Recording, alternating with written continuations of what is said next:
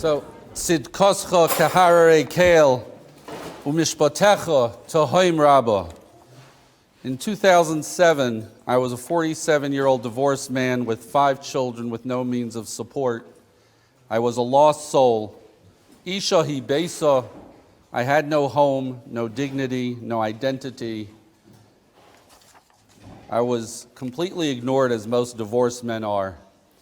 Hashem sent me an angel to save me. Irina saved me psychologically, emotionally, spiritually. She not only gave me a home, but she created a beautiful, welcoming atmosphere for my children and grandchildren. That is Tzidkoscha kaharare kale. She loved me devotedly, unconditionally, when no one would have me. She was incredibly devoted to me in a way that was almost like a fairy tale, and indeed it was. Keruach noishaves, ke'avak poireach, v'kachaloim ya'uf. Like the wind that blows, like the dust that flies away, like a fleeting dream, it's all gone. My daughter Sarifka told me last week that my home before I was married to Irina and after I was married are simply not comparable. She built a home not only for me, but for my kids. At the time that we got married, I only had one married daughter, so to have a stable and loving home for my younger and teenage children was invaluable. Irina was an akara who treated my children and grandchildren as her own. She would always say, "These are my grandchildren, my children," and never did she refer to them as her stepchildren. In 2011, my nephew Reuven Feldman, son of my brother Avram, made a siyum on Shas Mishnayos for his bar mitzvah. I explained to Irina what it meant for a bar mitzvah boy to finish Shas Mishnayos for his bar mitzvah and what an accomplishment it was. And on her own, she decided to make him a cake for his bar mitzvah. And I'm distributing some pictures because if you didn't see it, you wouldn't believe your eyes, and I don't have a fancy video screen to do a PowerPoint presentation, which would have been a little nicer and elegant, but we'll do what we can do. Right. So everything you're looking at in these pictures is edible, including the ritzuos of the tefillin and the spine of the svarim.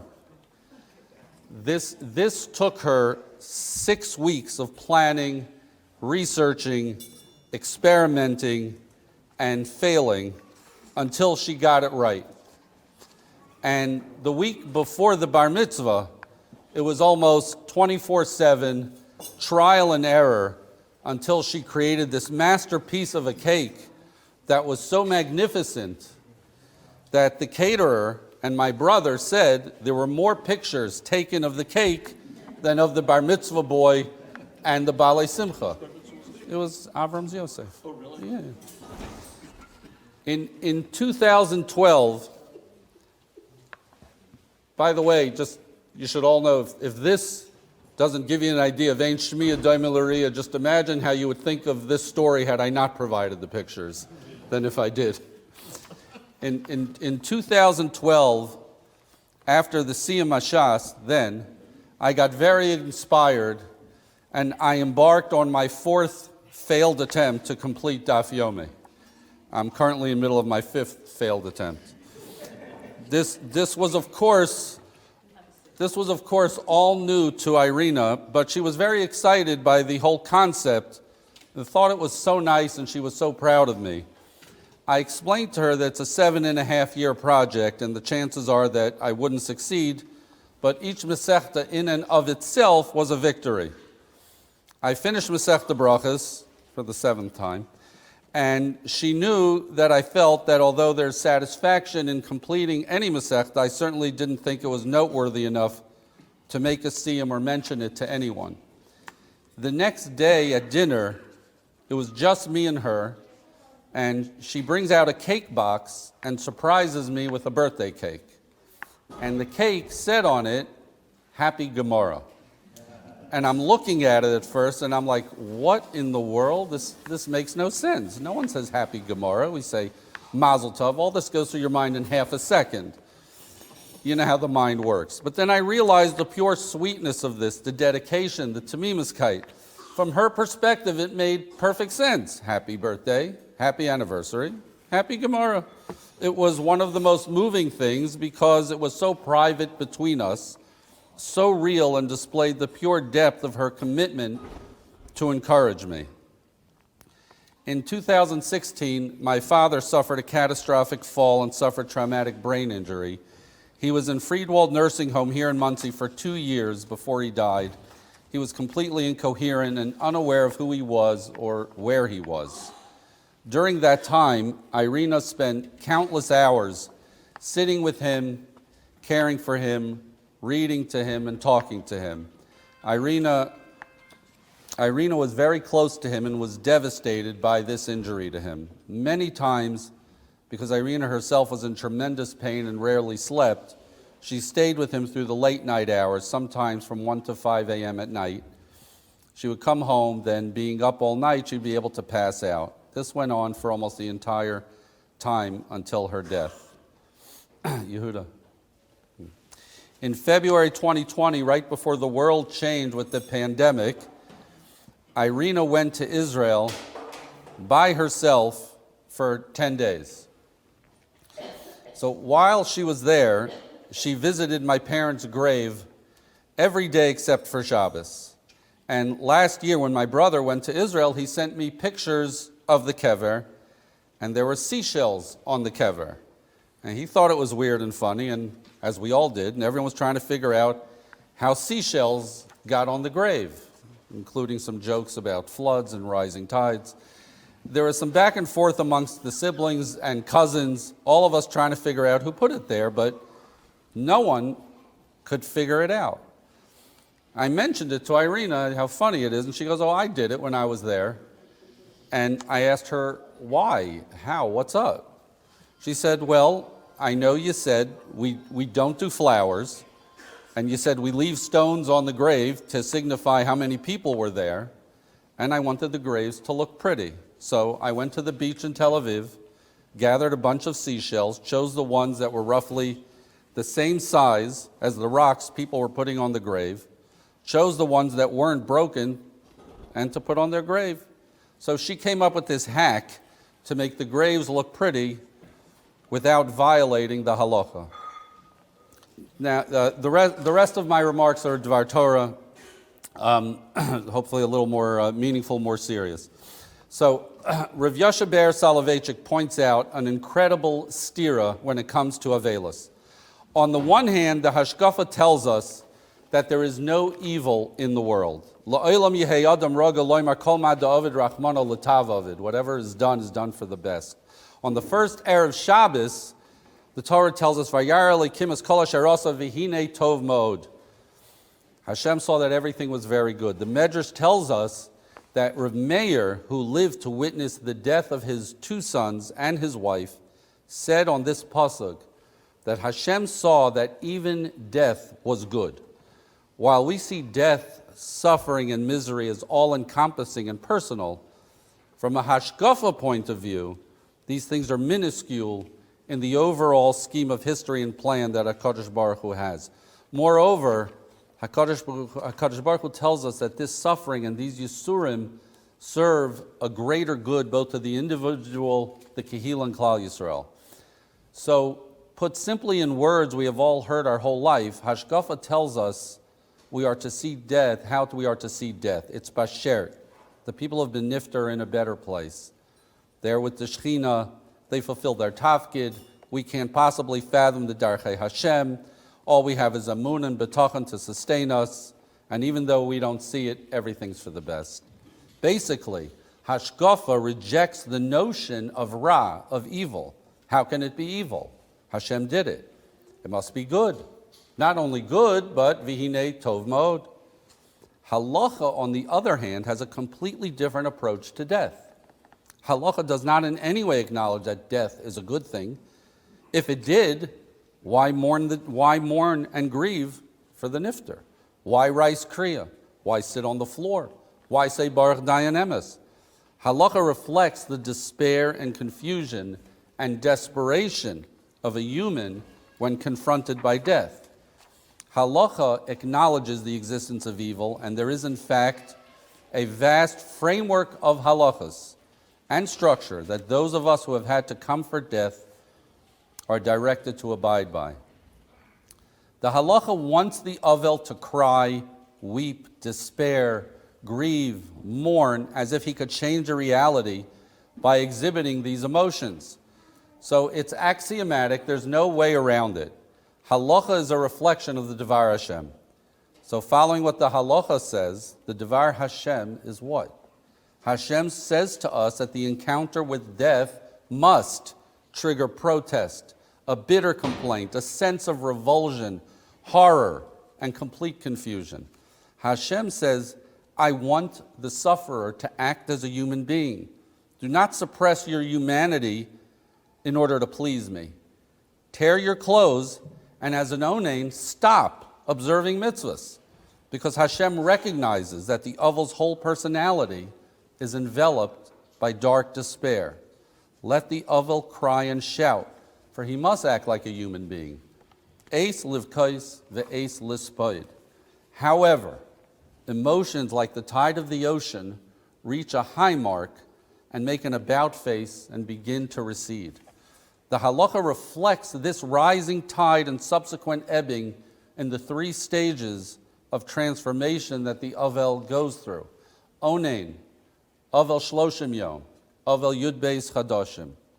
We have during these stages an imperceptible transition from a depressed, desolate, bitter individual to a redeemed person whose neshama, by the end of the process, has counterintuitively been elevated by the process. It seems on the face of it almost absurd, it is illogical, but the trauma of suffering, of terrible yisurim, brings one closer to Hashem. To the halacha, suffering is the vehicle through which man reveals himself, where Hashem reveals himself to man. Suffering is not only a traumatic experience, but suffering is a redemptive experience. Through suffering, through Yisurim, we find Geula. Sorrow delivers a message to the one experiencing it. Hashem speaks to the Baal Yisurim through the Yisurim. Hashem speaks to him through every trauma, every sharp pain, every sleepless night. Suffering is the whirlwind from where Hashem speaks to the shattered and destroyed. Whenever man catches a glimpse of the nothing, which is an agonizing experience, he comes panim el panim with HaKadosh Baruch Hu. Gam ki elech begates al moves lo irara ki ata imodi. If we are capable of passing courageously through the valley of sorrow and death, we will emerge into bright sunshine, rejuvenated and redeemed. Yiddishkeit disagrees with all mental health doctrines which claim the sooner we get over the trauma and the tragedy, the happier one will feel. The halacha wants the tragedies that we encounter to sink into our memory and be integrated into our awareness. The halacha wants us to be transformed by these events, to live, to be alive, to grow as an Eved Hashem, means not only to rejoice, but to experience great desolation in the dark night of affliction. The transformative and redemptive power of the Yisurim are only effectual when the experience is not dismissed from one's mind. The loneliness, there's a dimension to all of this, and that's loneliness. It's unfathomable to those who, Baruch Hashem, have never experienced this kind of loss. But this loneliness is the result of being singled out. When the blow strikes, the first question is, why me? Why am I different than the others? Why was I selected to explore gates al moves? A feeling of envy fills the heart and mind of the afflicted. He envies everybody, rich and poor, young and old, healthy and sick. They were spared while I was picked out. While these thoughts are passing through one's mind with the speed of light, one feels forsaken, forlorn and lonely. I'm different. I have met with a strange destiny. No one else is like me. And gradually this feeling of loneliness pervades one's whole being. Your entire self becomes immersed in solitude and the awareness of being taken away from the Kehillah. Before, you were connected to others by countless invisible threads, and now you're torn loose from your social bearings. You exit the community and retreat into yourself because you were singled out. David HaMelech says, Ki avi ve'imi azavuni v'Hashem yasfeni. My father and mother abandoned me, Hashem will take me in. Whose father and mother abandoned children? What's David saying? Pshat in this pasuk is that a parent is always there for their children.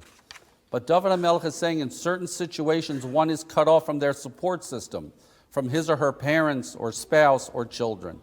Suddenly, one realizes there's no help that his parents, loved ones, children, friends, yoatzim are able to give him.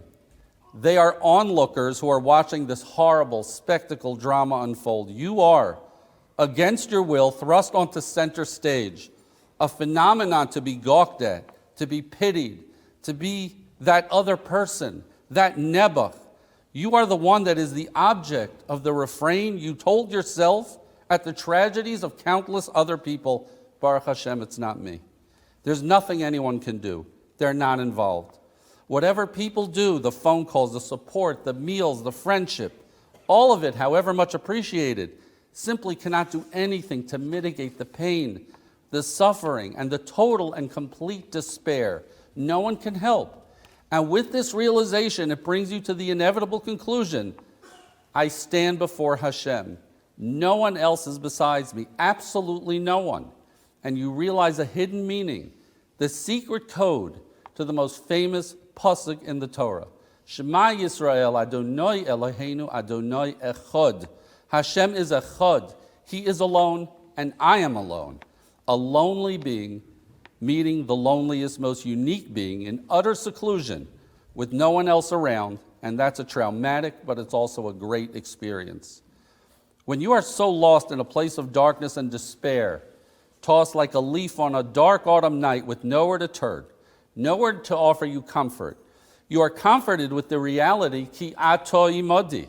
It is ironic that the one who is angry with Hashem, as absurd as that is testifying to his belief in Hashem through his anger. If you don't believe in Hashem, then who are you angry at? So you're now alone, and you have a unique and unbelievable opportunity to connect with Hashem in ways you never realized possible. The dialogue with Hashem becomes constant, nonstop, even when working, even when distracted. You're now closer than ever before, and you lean on Hashem more than ever before because there's no one else to lean on. Nobody can help. How many times can you cry to your friends and loved ones before they get sick of you or before they're overwhelmed by the pain you're in and simply they can't take it anymore? Hashem doesn't lose patience. I can cry to Hashem 24 hours a day. I can ask him why 24 hours a day.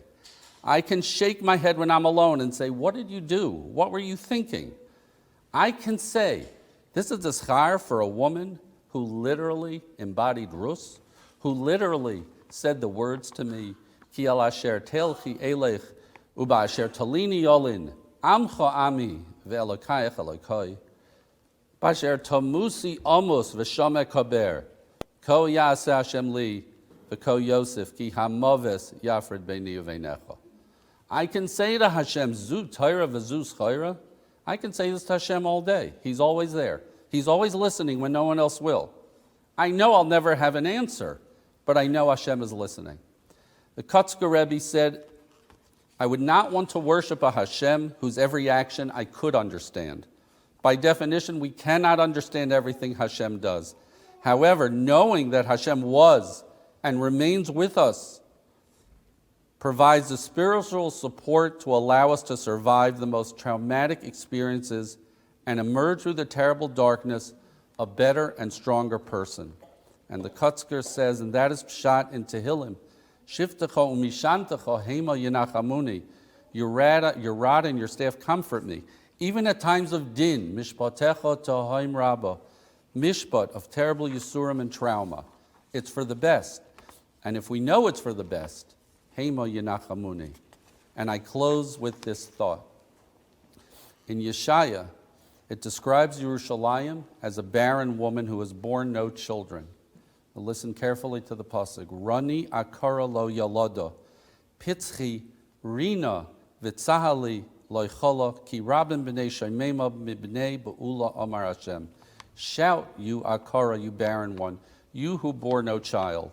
Shout aloud for joy, you who did not endure childbirth, for Hashem has said that the children of the akara shall outnumber those that have children. Irina, as you know, her Hebrew name is Rina. Pesikta Derav Kana explains Pshat in this pasuk as follows. Just as the 6 central figures in Tanakh, Sarah, Rivka, Rachel, Chana, Eshes Manoach, the mother of Shimshon, Isha Hashunamas, the student of Elisha, they were all barren, they were all akaras, and granted children through Hashem's direct intervention. Bas Tzion, Yerushalayim, will once again be blessed with children following the return from Golus. And I feel very strongly that Bevias HaMashiach at the final Geula, my wife, Irina Bas Avram, will be there. This pasuk is addressing her individually as much as it is addressing Klal Yisrael, collectively. And I say, Rani akara lo yaloda, pitzchi Rina v'tzahali, ki rabin b'nei shemei mamar Hashem. Rina, you were an akara. Shout aloud for joy. For Hashem says that at the Geula Shalema we will be reunited, and you will, Bevias HaMashiach, at the Geula Shalema, have many children.